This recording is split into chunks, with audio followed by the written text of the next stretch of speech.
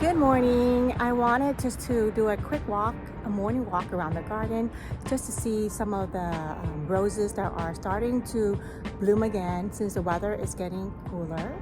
I did give a last that one fertilizer one more time, so that way it will have I can enjoy the last month before the cold front comes. So I'll show you around with some roses and maybe some few beauty berries and just some things that are happening in the cool weather fall season here in Zone 8A. Okay, enjoy. Bye bye.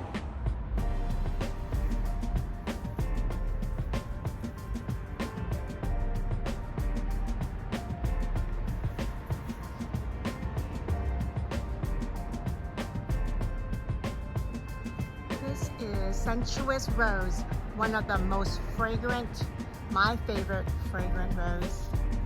It's really light and the petals are very feminine, very delicate.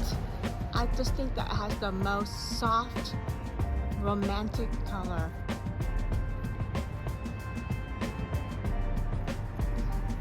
I know it's the late season flush, so it's not as much, but nonetheless, I still think it's beautiful. It looks like a frilly, like a skirt or some sort of one of those, it looks like those paper tissue flowers that you make in school. Very layers and layers, and the scent is like a soft floral. It can be very delicate, the petals. I just love seeing, I love seeing rose petals fall on the ground. Something about it. And right next to Sensuous is Cathedral Bell. Cathedral Bell is more of I think has a deeper coral. I think it's a pink, but has a more of a, would you say, salmon? I don't know, but this is becoming one of my favorite too. It has big blooms.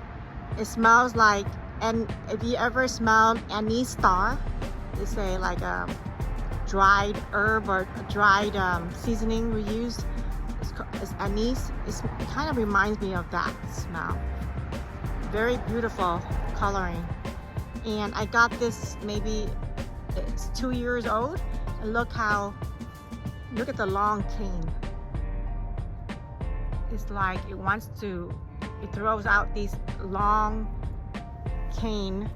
It's pretty flexible. So what I might do is I might have to turn it over so that way I can maybe train it against a wall or something and make it into a climber. So perhaps I can get more horizontal blooms. Very, very pretty. This is Cathedral Bell. Let's walk over to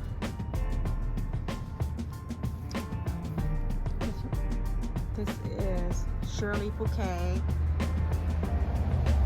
Looked better last week when it had more bloom.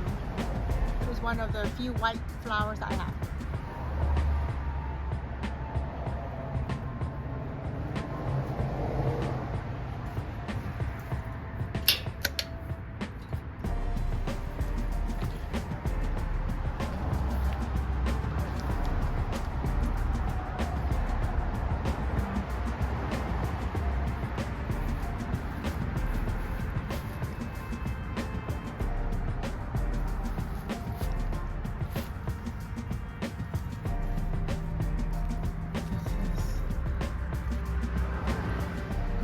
This is Beverly Eleganza and my John Flanagan phlox.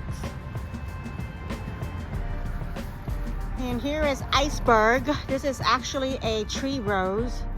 Iceberg. It's one tree rose that Looks like a massive shrub at this point, but I will let it be. Lots of bloom. Does not make a good cut flower, but it's pretty to look at. Sorry, just trying to deadhead while I'm here. Oh, here is Beauty Berry. Isn't it pretty? I love purple flowers, but this is such a bright, it adds a really pop of color in this early fall. It's only October, the first week of October, but it's only like 80, almost 90 degrees. It's still 90 degrees here, but it beats the 100 degrees that we've been having. This is one winter beauty berry right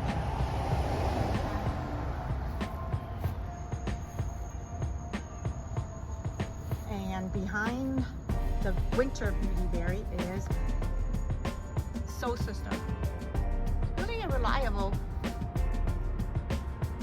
rose in my garden. Apricot.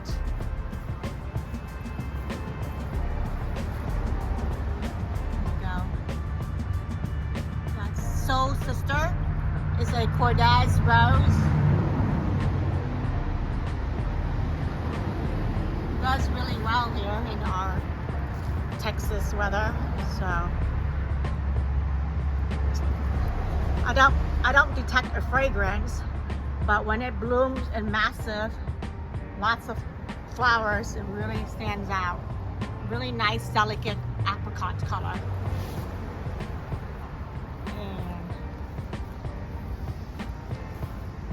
Much going on here with my oak leaf hydrangea.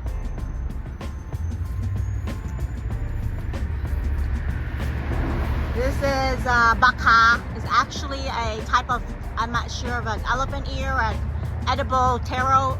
It's an Asian vegetable that we use the stem to make soup with it. See the stem right here. You can cut the stem and cut it up into bite-sized pieces and make a sweet and sour soup.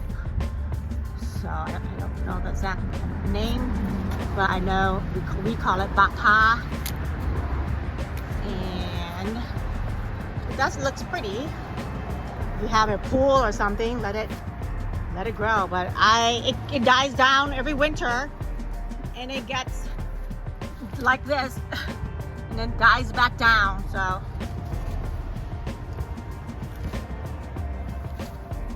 And here is another Florentina about to bloom.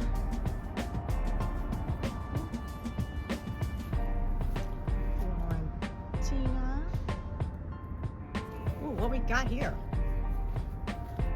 Ooh, winter melon. Hello.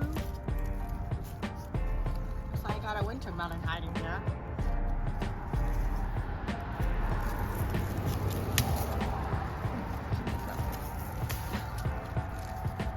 Oh, look at that. That's a nice surprise, huh?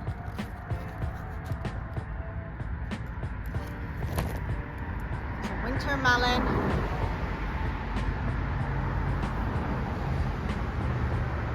I'm gonna cook that up and make some soup out of it.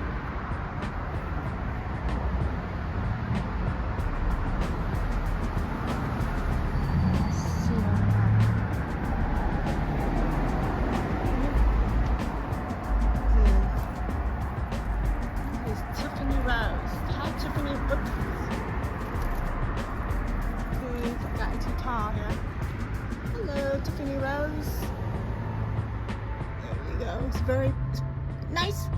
It's a little yellow undertone. Pretty fragrant too.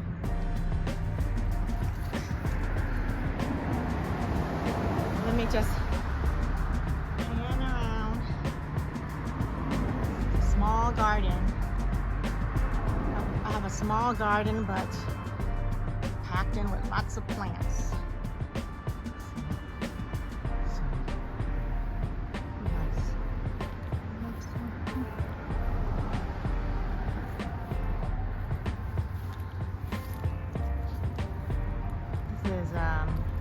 Munstead Wood